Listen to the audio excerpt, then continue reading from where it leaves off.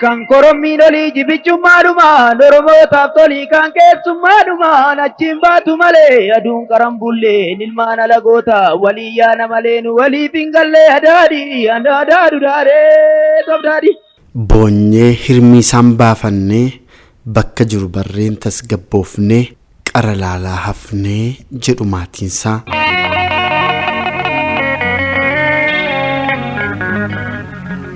Artistii Oromoo umurii dargaggummaa isaatti humnoota mootummaan ugguramee hanga yoonaa achi buuteensaa dhabame. Bara 1963 akka lakkoofsa Itoophiyaatti Anagdaa Ayyaanaa gandaa Gabaa Jimaataatti dhalatee ijoollummaa isaatti bara 1974 abbaan isaa boqotan achumarraan dirqama maatii fudhatee. Abbaa isaa ilmaan gafaatii obboloota 3 durba 2 fi dhiira 1 qabaam. Artistii Oromoo qaalii walleewwan aadaa fi warraaqsaan beekamu artist Jireenyaa Ayyaanaa.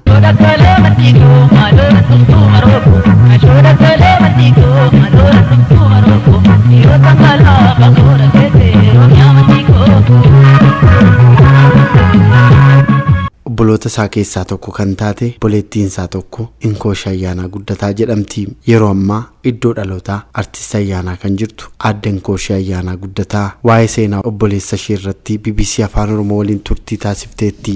Mana barumsaa qeesii galuun kutaa 2 baratus haalli itti mudatee hanga lubbuun isaa dabartutti xurree irra deemuuf ka'umsa ture. Jireenyaan ijoollummaa isaarraa dandeettii gaaffii gaafachuu qaba. Dubbatee xiyyeeffannaa argachuu fi nama amansiisuun uumamaan kennameef waan dabaa yoo arge sarmeerran darbuu jettee obboleettiin isaa kun. Yeroo sana mootummaan mana barumsaa sirriitti hin banne ture. Qeesii tokkotu bakka wayitti ijoollee walitti qabee barsiisa ture. Barnoonni afaan Amaaraan kennamaa ture. Quuqama afaanii fi aadaa isaa guddisuu kan qabu Jireenyaan haala ture tole jedhee fudhachuurra gaaffii kaasuu eegalee jette aadde Inkoosheen. Maaliif afaan keenyaan hin barannuu hin barreessinuu jedhee gaafata. Gaaffiiwwan kanaan kan mufate qeesiin isaan barsiisaa ture Jireenyaa walitti bu'uudhaan dhumarratti sababa kanatti mana barumsaa adda kutee achii ba'e. Jireenyaan hiriyoota isaa qindeessee qeesii sana irratti ijaaree reebanii sana sababa kanaatti barnoota sanas addaan kutee jettee.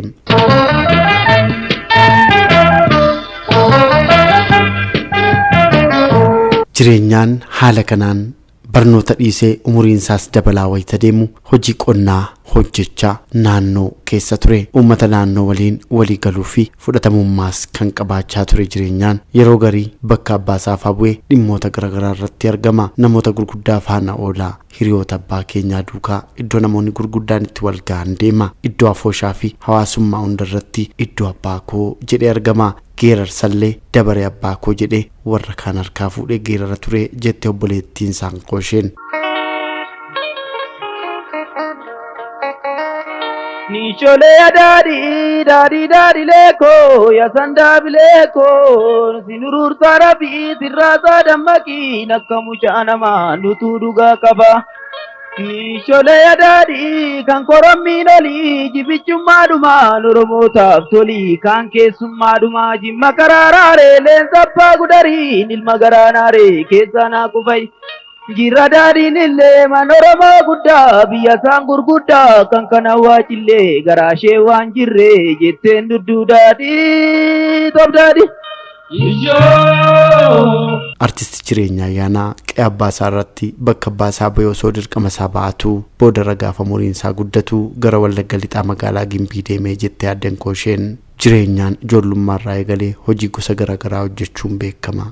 Qonnaaf daldala irrattis ni xiyyeeffata. Gimbii wayita deemee hojii daldalaa hojjetaa ture. Waggaa tokko Gimbii ture. Isa booda obboleessa abbaa keenyaa Birraatu Guddataa jedhamu isa biratti akka hojii daldalaa hojjetuuf Finfinneetti waamee jettee obboleettiin isaa kun. Jireenyaan Finfinnee naannoo Goojjaan Barandaatti osoo hojii daldalaa hojjetu barnoota isaas itti fufee. Bara dargii keessaa umurii ijoollummaatiin artisti Jireenyaa waliin wal beekuu kan himu artisti Daagii Mokonnin Jireenyaan Wallaggarraa dhadhaa fi Jireenyaan Wallaggarraa dhadhaa fi waan kaan fidee Finfinneetti daldalaa akka ture yaadata. Artisti Jireenyaas dabalatee artistoonni Oromoo hedduun maqaan isaanii adda bilisummaa Oromoo waliin ka'uun beekama. Maqaa dhaaba morkataa TPLF ture kanaanis guddoo miidhamanii jiru. Artisti Daagim Mokonnin artisti jireenyaa waliin seenaa addaa akka qabanii fi ijoollummaatti akka wal beekan BBC'tti himee jireenyaa waliin osoo addi bilisummaa Oromoon dhufin dura wal beekna nuti yeroo sana qeerroo turre ijoollummaanis nutti jirtii jedha Daagim.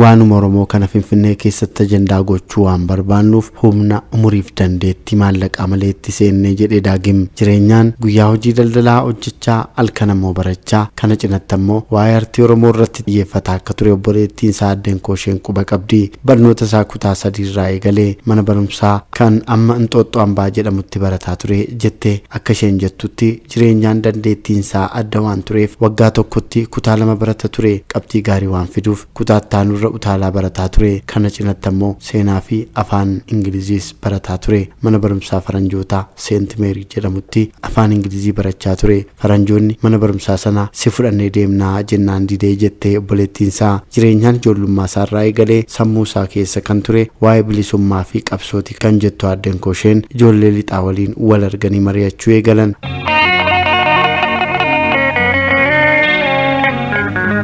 Artistoota Oromoo kaan waliinis walitti dhiyaachuu eegalanii jette. Jireenyaan uumamaan dandeettii dubbii qaba. Haasaa ilaa fi ilaameen qajeelu dubbachuun beekamaa jedhu warri isa beekan. Duudhaaf aadaas bareechee beeka. Abbaan isaa hawaasa keessatti nama bakka guddaa qaban turan. Wayita isaan ijoollummaan isarraa boqotan bakka isaanii bu'ee bakka isaanitti argamuu qabanitti argamuunsaa maanguddootarraa akka baratu carraa ta'ee fi sagaleedhaanis hin komatamu. Ijoollummaa isaatti geerarsa jaallata ni danda'asi. Garuu muuziqaan kaayyoo isaa ganamaan turre. Ammoo karaan inni ittiin kaayyoo isaa galmaan ga'uu danda'u kana ture. Inni kaayyoon isaa sirban turre. Garuu nama aartiiti. Xiyyeeffannaan isaa guddaa saba kanaaf falmuu ture. Boodarraa waan humni isaa danda'u walleedhaan sagalee uummataaf ta'uu filatee jettee obboleettiin Jireenyaa Ayyaanaa Addeen Kooshee Ayyaanaa.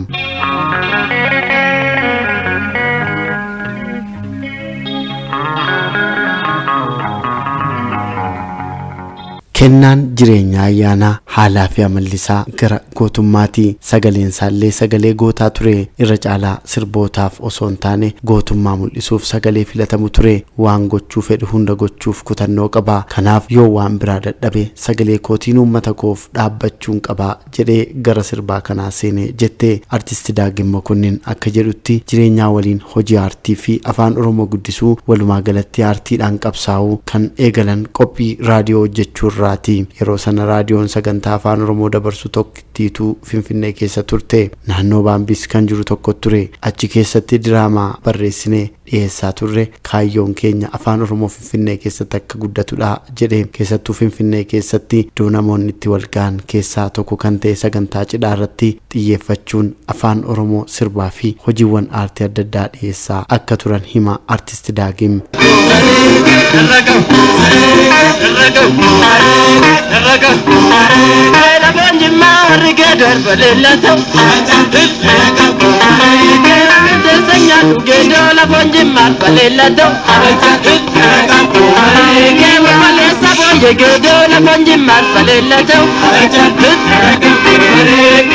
Jireenyaaf Daagim bara bilchiinsa dargii keessaa diraamaa fi hojiiwwan aartii kan hojjechaa kan ture yoo ta'u adda bilisummaa Oromootti seenuu akkasumas baandiin Gadaa hundeeffamuu duras hojii aartii keessa turanii. Yeroo sana miidiyaa irrattis dhaggeeffatamuu jalqabne. Baay'inaan kan dhaggeeffachaa turan barattoota yuunivarsiitii fi ijoollee waraanaati jedha. Akkasittiin jalqabne isa booda cidha namoota irratti agarsiisuu eegallee jedha Daagim. Jireenyaan hiriyoota isaa artistoota Oromoo kaan waliin ta'uudhaan seenaa baratee erga siyaasa keessatti sochii isaa cimsuu eegalee barbaadamuu eegalee mana barumsaa keessattis isa qabuuf barbaaduu eegalan. Haala sanaan kutaa 11ffaa gara kutaa 12ffaatti darbee doorsisitti hammaannaan barumsa dhiisee barnoota erga addaan kutee booda guutummaatti qabsoomatti galee gidduudhaan biyyas dhufaa ture. Keessattuu kottu bara 1986-87 keessa isaaf yeroo akkaan qormaataa ture jettee obboleettiin isaa aadden koosheen jireenyaan ofii barnoota dhiisus ishee dabalatee obboloonni ishee fi dhaloonni isa booda jiran cimanii akka baratanii fi eenyummaa isaanii barataa akka guddatan deddeebi'ee isaan gorsaa akka ture himte. Waggaatti yeroo barumsi ga'u dabtaraaf qalama akkasumas meeshaalee barnootaa kaambitee nuuf ergaam jabaadhaa baradhaa nuun jedha jetti. Jireenyaan wayita iddoo dhaloota isaa deemee turettis hordoffiif doorsifni waan itti heddummateef dhokatee riphee jiraataa ture. Haalli gaafatti ulfaatu bara 1987 Finfinneetti deebi'ee haadha keenyallee osoo argee nagaatti hin dhaamin bakkuma dhokatee ture achumaan deemee yoon du'eessi mana haadha kootti nan ajjeeftu deemeen Finfinneema keessatti du'aa jedhee qajeelee jette obboleettiin isaa aadden koosheen. Jireenyaan wayita kana dargaggeessa fuudhee maatii godhachuu danda'u ture garuu inni xiyyeeffannaansaa jireenya dhuunfaaf haala mijeeffachuu osoo hin taane qabsoo uummataa ture. Kanaafuu fuudhuun hafee yaada isaa keessa yuun gashinee jette aadden koosheen. Yeroo biyya galee ture bara 1987 hojii manaa hedduu qabatee dhufe kitaaba waa'ee gadaa barreesseera sirba cidhaa fi aadaa kaanis hojjetaa ture jette. Jireenyaan sirboota aadaa hawaasummaaf siyaasaan beekama walleedhaan cinattis diraamaa tiyaatira irratti hirmaachaa ture kitaabas barreesseera jedhu warri isa beekan. Intala sana duukaan harkifamiin dhiiseen naan didde intala sana duukaan foqoqiin isheen hankooti wajjiin dubbanneerraa warra wajjiin kaadhimaa goote naan didde hankooti maaltu si gashi sagurri dhaga'u dubbadhe sagurri dhaga'u dubbadhe saduddi dhaga'u dubbadhe sin sadaadan nin sadaad hiiki kaachinarraati sina fuufa anaam sumaan maalati woota bakkaatti yaa maramayro wanti. Artisti Daagim Mokonnin akka jedhutti hundeeffama baandii gadaaf gumaachisaa fi hiriyaasaa jireenya ayyaanaa salphaan turre jireenya waliin taane namoota biroos dabalannee wayita of cimsinu gama biraan ammoo nama meeshaa muuziqaa nuuf taphatu dhabne jedha Daagim. Booda jireenyaan akka nama meeshaa muuziqaa taphatu beeku nutti hime finne immoo eessaa maaliin jiraachifnaa kan jedhu yaaddoo biraa ture jechuun baandii kana buureessuu dura waan keessa darban hima Daagim. Maanguddoo Abbaa Raayyaa jedhaman kan dhalootaan Jimmaa Abbaa Jifaar ta'an tokkotu turan sabboonummaa cimaa qabu isaan akka isaan bira taa'u nuuf eeyyaman naannoo markaatooti achitti dhokannee wal argaa turre akkasitti jalqabne jedha Daagim. Kun hundi kan ta'aa ture hundeeffamuu baandii gadaa dura ta'uu kan ibse artisti Daagim. Artistoonniif qabsaa'onni Oromoo kaan erga Finfinnee seenuun gullallee buufatanii hundu achitti wal ga'ee jedha. Ergasii baandiin Oromoo kan hangafaa ta'e baandiin gadaa hundaa'ee booda namnis baay'atee guddinnis gama hundaan argamnaan baandiin lamatti ba'e baandii bilisummaas hundeessine jechuudha jedha. Jireenyaan baandii gadaa keessa yeroo ture sirba qofa osoo hin taane waltajjii gaggeessuu diraamaa hojjechuu qindeessuu fi hojiiwwan nageenyaa hojjechuunis beekamaa jedhe artisti Daagim. Jireenyaan nama kutataa nama hunda waliin nagaa qabu akkasumas jaalala guddaa qabu ture hojii isaa baay'ee jaallata ga'umsa olaanaadhaan hojjetas ture jedhe. Abaaboo daraaraa birraa keekooloyinaa kottu leenii duuba yaaraan karaa waaqirra.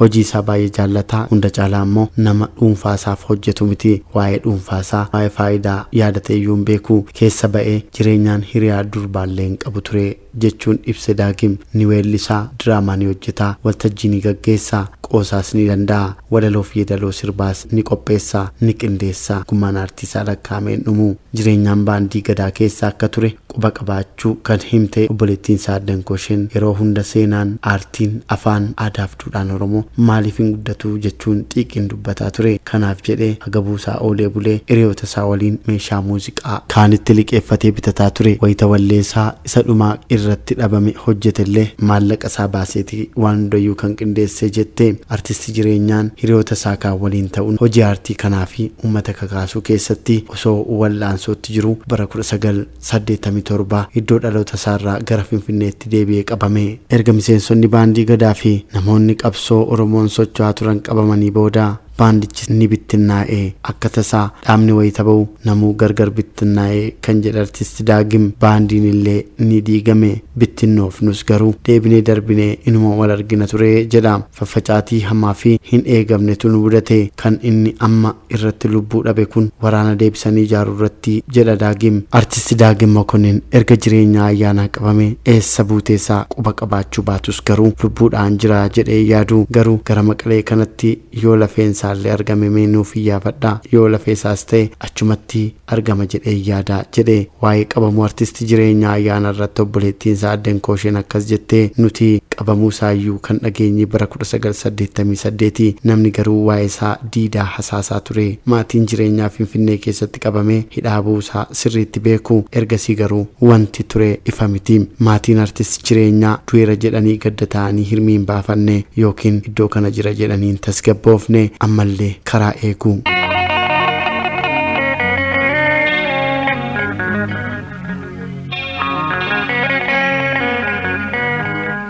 Yeroo sana qabamee mana hidhaa Qaallittii seene jedhan yeroos waa'ee isaanii odeessuunis baay'ee sodaatama garuu oduun dhoksaan asaasamaa ture tokko boolla keessatti umurii guutuu akka hidhamu itti murtaa'uudha jechuun haala yeroo jireenyaan qabamee ture ibsiti Addeen Koosheen. Jireenyaaf namoonni isa waliin hidhaman boodarra gargar faffacaafaman kan jettu Addeen Koosheen jireenyaan gara Maqalee geeffamee oduu jedhu dhageenye murtoo masaa sana waliin Maqaleetti dabarfamee achi jiraa oduu jedhutu dhufee jette. Ergasii garuu hanga yoonaa eessa buuteesaa akka hin beekne himte. Obboleettiin artisti jireenyaa Addeen Kooshee Ayyaanaa artisti jireenyaan erga qabamee dhabamsiifamee dhimmisaa haga yoonaa iccitii ta'ee hafee jette garuu wantoota hedduutu odeeffama ta'us wanti qabatamaan hin jiru. Naannoo bara 1995 namoonni naannoo keenya gara Maqalee malanii turan achitti argineerra jedhanii nutti himanii turan hidhamtoota kaan waliin ba'anii misooma naannoo Tigraay hojjetanii wayita mana hidhaatti deebi'an arginee jedhan jette. Akka Addeen Koosheen jettutti namni akkas jedhu kun soddaa jireenyaa Finfinneetti waliin turan yeroo jireenyaan dhabame sanammoo inni konkolaachisaa warra TPLF yookaan wayyaanee ture gara Maqalee imalee wayita deebi'u oduu kanatti hime inni nyaata yookaan reeshina fe'aa ture Maqaleetti mana hidhaa boollaa keessaa ba'anii dhagaa guuranii wayita isaan boollatti deebi'an arguu nutti hime jette.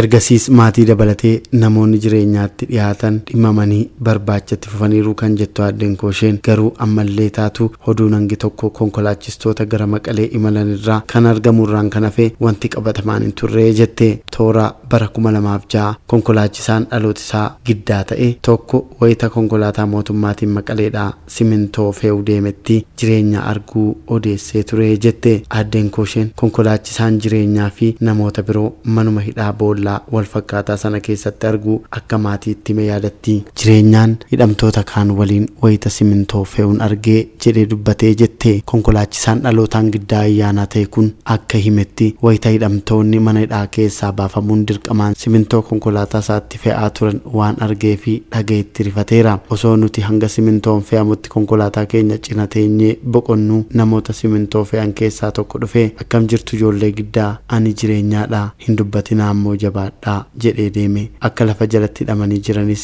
gurra buusee isa booda biraa deeme jechuun waan konkolaachisaan kun odeessee fi boodarra maatiin dhagaan BBC'tti himte Addeen Koosheen.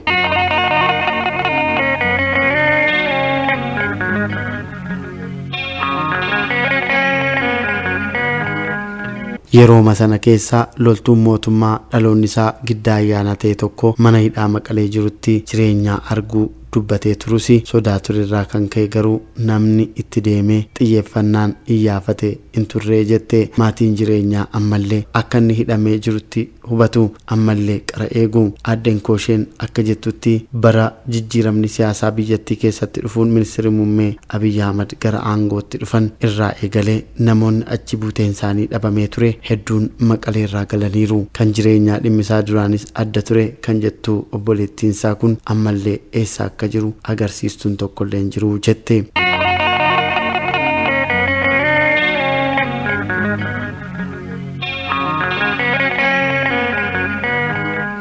dhiyeenya kana akka waan artistii jireenyaa ayyaana argameetti fakkeessuun suuraa viidiyoon nama tokko miidiyaa hawaasummaarra naanna'aa ture. Viidiyoo fi suuraa miidiyaa hawaasummaa irratti qoodamaa ture irraa akka hubatamutti namni dhuunfaa namoonni jireenyaadha jechuun qoodaa turan nama rakkoo fayyaa sammuu qabu akka ta'e agarsiisa. Namoonni ragaa kana miidiyaa hawaasummaa irratti maxxansan namni kun naannawaa Mojootti waggaa dheeraa hidhamee akka turee fi amma ba'ee sammuun isaa tuqamee akka ture ibsu. Hiriyaa artistii jireenyaa kan ture artisti Daagim Mokonninis ta'e obboleettiin jireenyaa Aadden Koosheen garuu namni jedhame sun dhuguma jireenyaa ta'uu adda baasuudhaaf yaalanii garuu soba ta'uu mirkaneeffachuu himan. Maddi odeeffannoo keenyaa BBC Afaan Oromooti. An Yoonaas Mangashaan ture. Kan korommiin olii jibichummaadhumaan Oromootaaf tolii kan keessummaadhumaan achiin baatu malee aduun qaran bullee ilmaan alagoota walii yaana malee nu waliif hin galle adaadii adaadu daaree tobdaadii.